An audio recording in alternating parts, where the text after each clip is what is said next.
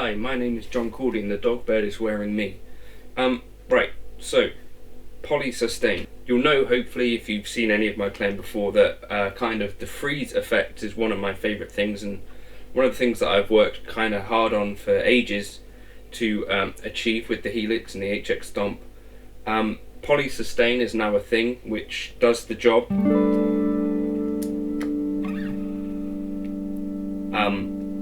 And you might think that that would render all of the work that I've done obsolete, but luckily it doesn't, because this is a poly kind of pitch delay effect. It takes up a huge amount of DSP, and this is why I recommend using this kind of layout where you're running this top signal path here into the bottom signal path. You go from the output of path 1 into the input of path 2A.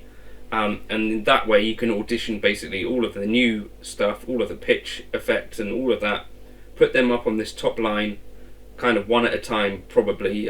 You'll gradually get a sense for how many you can put on there. You know, if you're using the poly capo or the polysustain, there's only so much other stuff you can do. You can get a few kind of blocks on the top, but not many if you're using the new stuff. But anyway, so because these are so DSP intensive, you probably want your own line for that.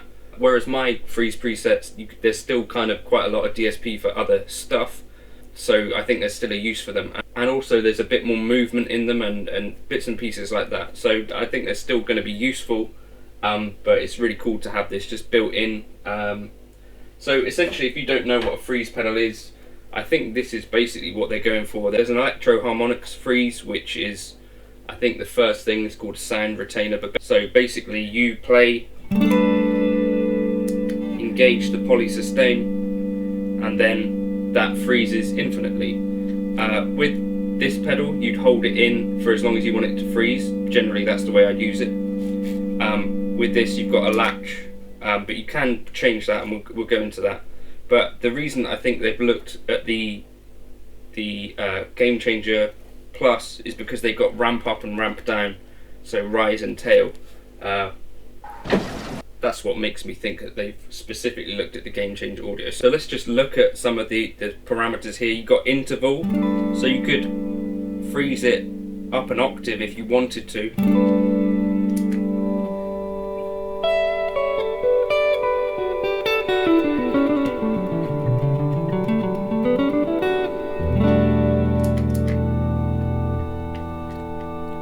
That's something that I can't quite do at the moment with my own freeze preset, so that's super cool. You can go up 2 octaves as well, by the way, so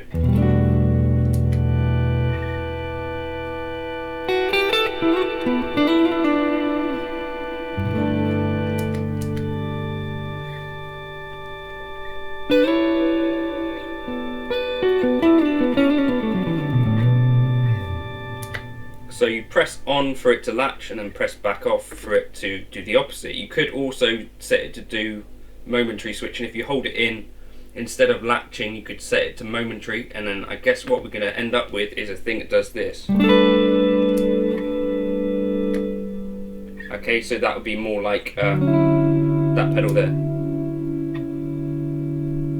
But yeah, there's lots of useful things you could do with it. So just again, you hold it in, and then under type you could change it between momentary and latching. So a latching switch obviously will latch on, and momentary, it will only be active, the effect, as you're pressing it down. So yeah. So what else have we got? We've got attack, so that will set the amount of time that it takes for the freeze effect to kind of roll in. Decay will set the amount of time it takes to roll out. Modulation, depth and frequency, so you can have like a chorus type thing on it, I think.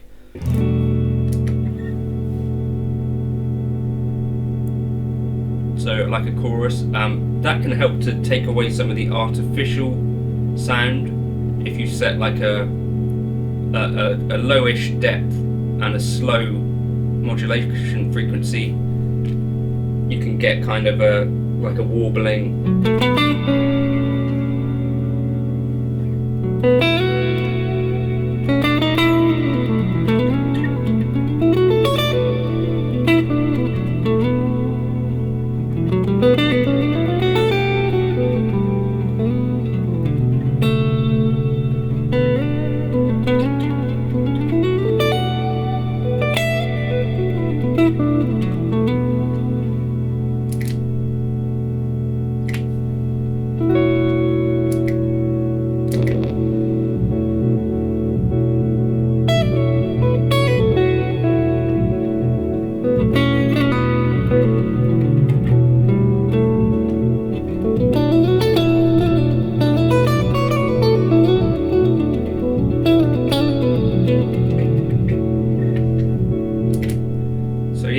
pairs really nicely with the shuffling looper as well. So at the end of this we've got the effects level, which sets the volume of this freeze effect. And at the end we've got round depth and round speed. I'm not exactly sure what those do, I can't really hear. I think what it's doing is adding in some kind of movement within the sound, so similar to like that modulation to break up the notes a little bit. So for some people, I think they find frozen notes like this that don't change, I think they find them a bit fatiguing on the ear. So maybe that's what that's for. But yeah, that's just some ideas for how I would use it. So that's the poly sustain. I think is super useful.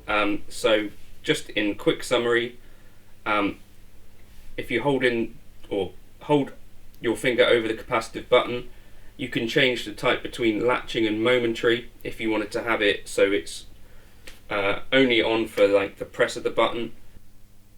And yeah, don't forget you can mess around with the pitches if you want to, and also things like the modulation and the random depth and frequency to try and break apart that kind of infinite sound and potentially make it less fatiguing on the ears. So something to experiment with. And you could also try out my own infinite presets if you want.